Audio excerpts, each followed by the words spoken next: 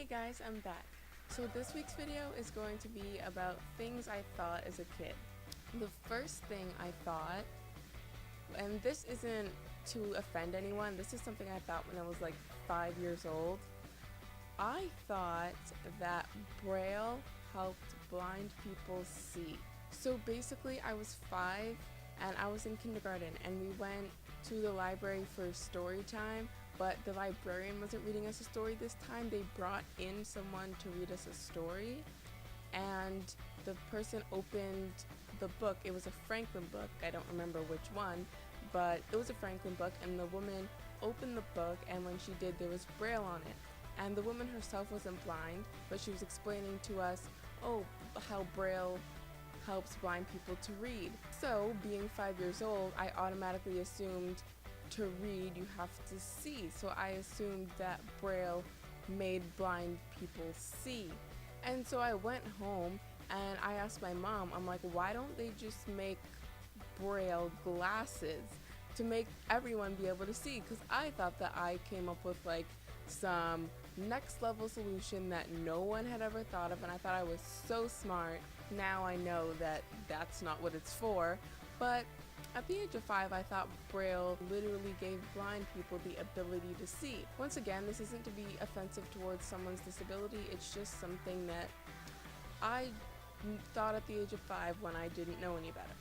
The second thing I thought as a kid was that the term human being was pronounced human being.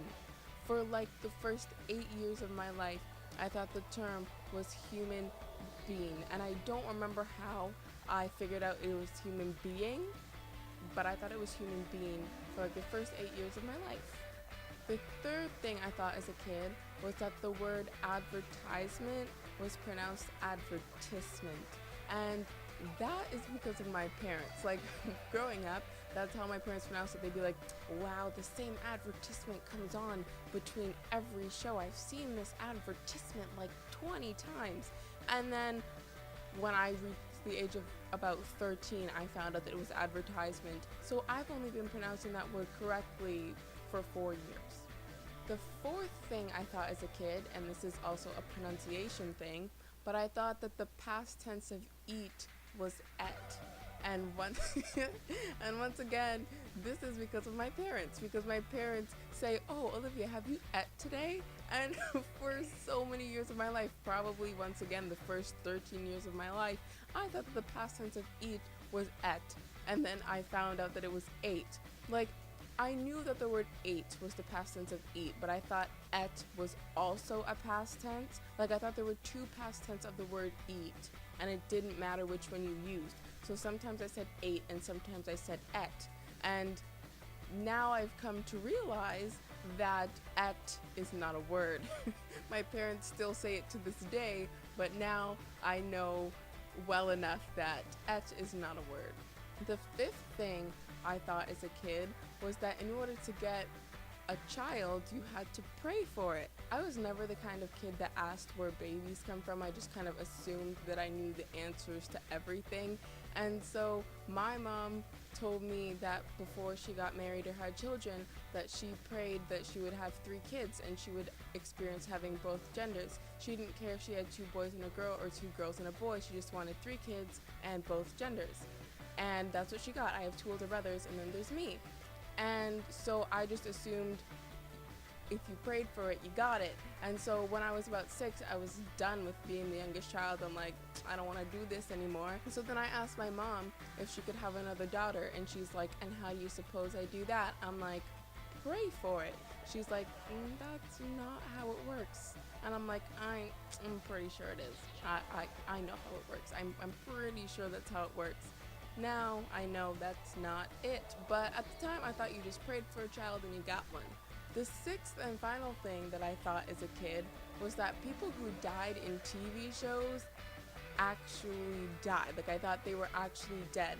I thought people got paid to die, and I thought that the money went to like their families or something. I remember once I was over at my cousin's house and we were there for like a barbecue or something, and they turned on the TV and the show that was on, people were getting killed. And I was like 7 at the time, so the only shows that I really watched were like treehouse shows, so I'd never seen a show where someone actually died. So this was the first time that I saw someone dying on TV. And so I assumed that it was real, and I was like freaked out. And then my brother's like, "What's wrong?" And I'm like, "People are dying." He's like, "They're not actually dead." I'm like, "What are you talking about? I just saw them die." He's like, "You think they're actually dead? You think that people are getting paid to die?" And then I'm like, "What? No. I never thought that. I thought exactly what you thought. It's fake. I knew that from the get-go." But I didn't. I honestly thought that people got paid to die. And now that I'm saying it 10 years later, it sounds completely ridiculous. But I was 7 and didn't know any better. And the only other shows I'd seen up to that point were like Timothy Goes to School and Big Comfy Couch and Berenstain Bears, where nothing bad ever really happens. So I just assumed that everything on TV was real, unless it was a cartoon, which that show was not. So I thought people got paid to die. So those are the 6 things that I came up with for this video. I'm pretty sure there were a bunch of other silly things that I thought when I was little, but those were the 6 that I could come up with for now. If you like this video, give it a thumbs up. Make sure to subscribe to me because I make new videos every Monday. All my social media links will be down below in case you want to follow me on there. And I'll see you next week with another video.